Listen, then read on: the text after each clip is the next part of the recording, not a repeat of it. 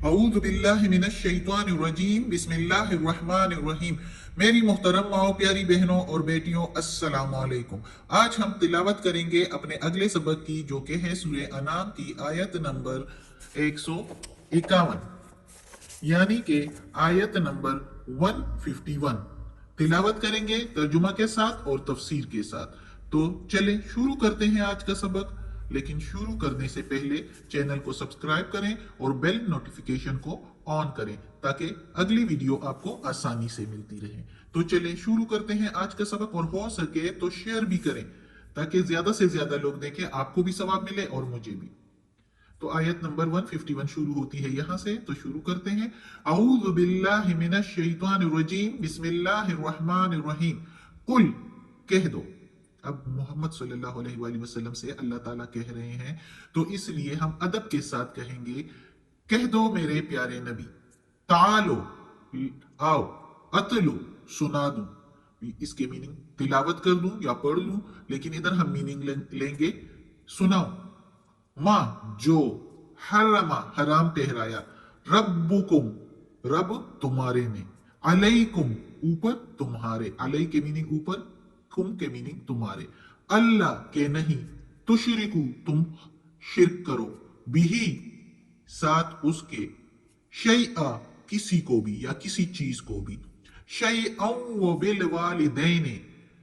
کسی چیز کو بھی اور والدین کے ساتھ، احسانہ، نیک سلوک کرو، بھلائی کرو، اچھائی کرو، ولا، اور نہیں، تقتلوا اولادکم، اور نہیں تم قتل کرو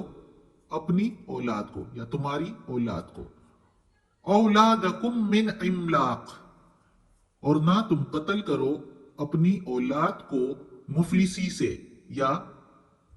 غربت کی وجہ سے، نحنو، ہم، نرزقکم،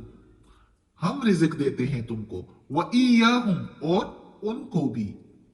ولا، اور نہیں، تقربوا الفواحش، اور نہ تم قریب جاؤ، وا کے میننگ اور لا کے میننگ نہیں، تقربو، تم قریب جاؤ، فواحشہ، بے حیائی کے یا فحاشی کے، ما ظہرا، جو ظاہر ہو، منہا، اس میں سے، وما، اور جو بطون، چھپی ہوئی ہو، جو ظاہر ہو اور جو چھپی ہوئی ہو، وَلَا تَقْتُلُوا النَّفْسَ الَّتِي، اور نہ تم قتل کرو کسی جان کو جس کی، اور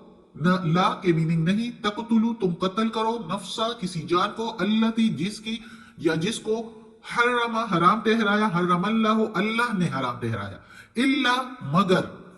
بالحق، ساتھ حق کے، یعنی جس کا اللہ نے حق دیا ہو یا جس کا اللہ نے اجازت دی ہو، ذالکم، یہ ہے، وصواکم، نصیحت، وصیت تم کو، یا جو ہے حکم تم کو، بھی، ساتھ اس کے، لعلکم، تاکہ تم، تعقلون، عقل لو یا سمجھ لو۔ اب اس آیت میں اللہ تعالیٰ نے بتایا کہ کیا چیزیں جو اللہ تعالیٰ نے حرام ٹھہرائی ہے، یعنی یہ آیت جو ہے اس وقت کے لوگوں کے لیے بھی تھی اور اب کے لوگوں کے لیے بھی ہے، دنیا کے تمام قسم کے لوگوں کے لیے ہے، چاہے وہ جس مذہب سے بھی تعلق رکھتے ہو۔ اللہ تعالیٰ نے ان سب کو یہ بتایا کہ تم لوگ جس چیز کو حرام ٹھہراتے ہو وہ کیا ہے، اور کس چیز کو حلال ٹھہراتے ہو وہ کیا ہے، اور یہ جو ہے اللہ تعالیٰ نے وہ بیان فرما دیا پچھلی آیتوں میں کہ کیا حلال اور کیا حرام تم ٹھہراتے ہو، اور اصل میں کیا حرام اور حلال ہے وہ میں آپ کو بتاؤں اپنے پیغمبر کے ذریعے۔ تو اللہ تعالیٰ بتا رہا ہے، محمد صلی اللہ علیہ وآلہ وسلم پر وحی بھیج کے اس قرآن میں بتا رہا ہے کہ کیا حرام ہے اور کیا حلال ہے۔ جیسے کہ مشرکین مکہ نے جس چیزوں کو حرام اور حلال ٹھہرایا تھا، اور کسی پر حرام اور کسی پر وہی چیز حرام ٹھہرائی تھی، تو یہ اللہ کے قانون میں نہیں ہے۔ اللہ کے قانون میں جو ہے، جو حرام ہے وہ سب کے لیے حرام ہے، اور جو حلال ہے وہ سب کے لیے حلال ہے۔ تو ادھر اللہ تعالیٰ نے فرمایا ہے کہ جو سب سے پہلے چیز جو تم لوگوں پر حرام ہے وہ شرک کرنا ہے۔ اب شرک میں اللہ تعالیٰ کے ساتھ جو ہے، اللہ تعالیٰ کی ذات میں شرک کرنا، اللہ تعالیٰ کے صفات میں شرک کرنا، اللہ تعالیٰ کے اختیارات میں شرک کرنا، اللہ تعالیٰ کے حقوق میں شرک کرنا، یہ سارے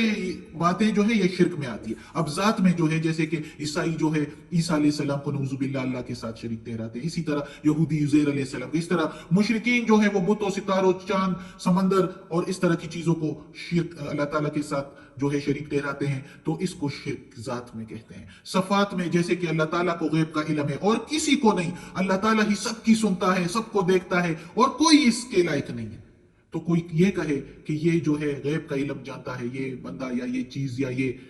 کچھ بھی اس طرح کے، اور یا یہ سنتا ہے ہماری باتوں کو اور ہمیں دیکھتا ہے، تو یہ شرک، یہ اللہ تعالیٰ کی صفات میں شرک ہو جاتا ہے۔ اسی طرح اختیارات میں جیسے کہ اللہ تعالیٰ نے قسمتوں کا بنانا، بگاڑنا،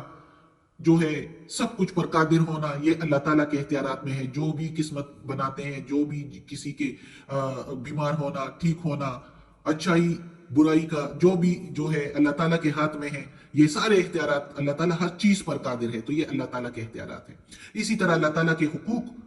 میں شرک، تو وہ کیا ہے؟ اللہ تعالیٰ کے سوا کسی اور کو سجدہ کرنا، رکوع کرنا، اس کے آگے ہاتھ جوڑ کے قیام کرنا، تو یہ سارے جو ہے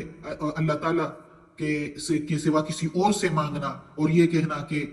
وہ اللہ تعالیٰ ہی ہمیں دینے والا ہے،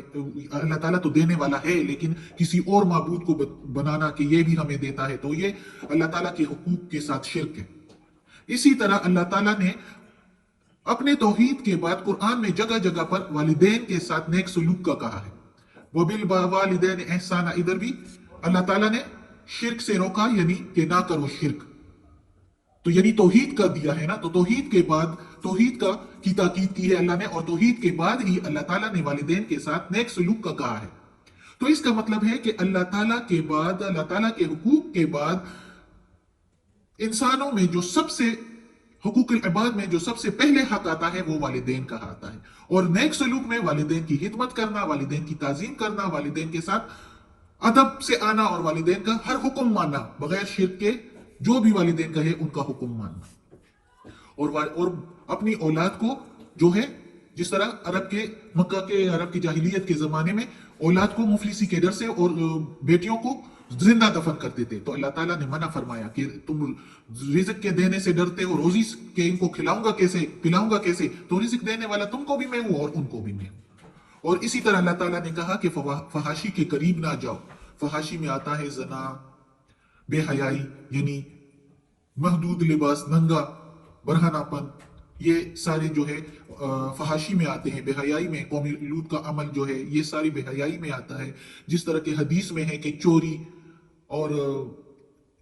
بھیک مانگنا یہ بھی بے حیائی میں ہے۔ تو یہ جو ہے یہ بے حیائی کے عمل سے اللہ تعالیٰ کہتا ہے کہ چاہے چھپی ہوئی بے حیائی ہو اور چاہے ظاہر کی بے حیائی ہو، ان سب سے بچے رہنا۔ اور کسی جان کو قتل نہ کرنا، چاہے وہ مسلمان ہے، چاہے وہ کافر ہے،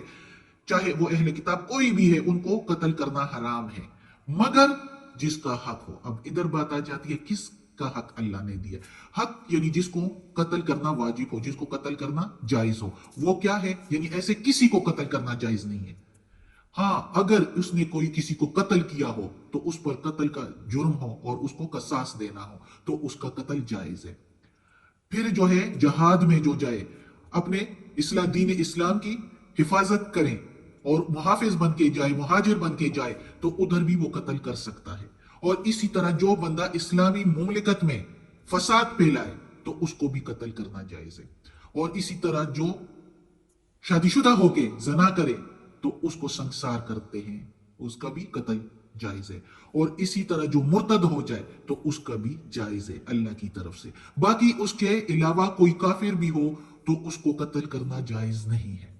تو اللہ تعالیٰ کہتا ہے کہ یہ سارے میرے حکم ہیں اور اس کا احترام کرو، یہ میرے احکامات ہیں، یہ حرام اور حلال ہے جو میں نے بتا دیا، جو تم کرتے ہو وہ حرام اور حلال تم نے اپنے قانون بنائے ہوئے، اور یہ قانون بنانا بھی ناجائز ہے، اور تم عقل سے کام لو اور یہ سارے پڑھو اور اس پر عمل کرو تو جنت پاؤ، اگر اس پر عمل نہیں کرو گے تو دوزخ تیار ہے۔ صدق اللہ العظیم۔ آج کا سبق ختم ہوتا ہے۔ اللہ ہمیں توفیق دے کہ یہ قرآن مجید کا ترجمہ مکمل کرے، اس پر عمل کرنے کی توفیق دے۔ یا اللہ، یا پروردگار، یا رب العالمین، یا مالک یوم الدین، اس قرآن مجید کی تلاوت میں اگر کوئی غلطی ہوئی ہو، کوئی زیر زبر پیش میں، تلفظ میں، ترجمہ تفسیر میں، تو یا اللہ معاف کر دینا۔ یا پروردگار ہمیں اپنے نیک اور صالح لوگوں میں شامل کر دے اور ہمیں عافیت والے معاملات دے۔ آمین۔